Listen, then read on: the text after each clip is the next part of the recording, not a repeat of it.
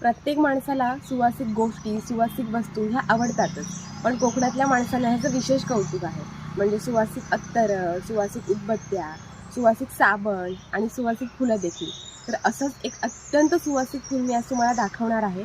तुम्ही ओळखून दाखवता का? चला. हे बघा. ओळखलं का तुम्ही हे? ह्याला बकुळीची फुलं असं म्हणतात. आमच्या इथे याला ओवळ्याची फुलं म्हणतात. आमच्या शेजारच्या काकांकडे एक मोठं झाड आहे या बकुळीच्या फुलांचं आणि खूप मोठा सडा पडलेला आहे तिथे. तर तीच आता मी वेचणार आहे आणि त्याचा गजरा बनवणार आहे.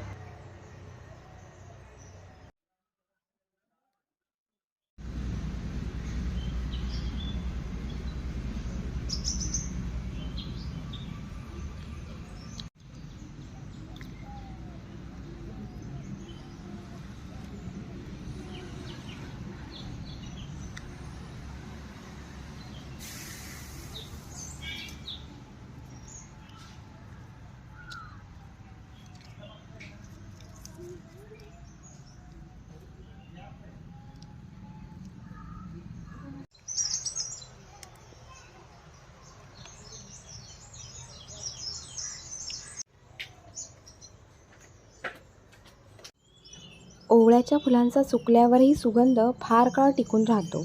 एखाद्या खोलीत जर हा गजरा ठेवला तर ती खोली या सुगंधाने बराच वेळ दरवळत राहणार.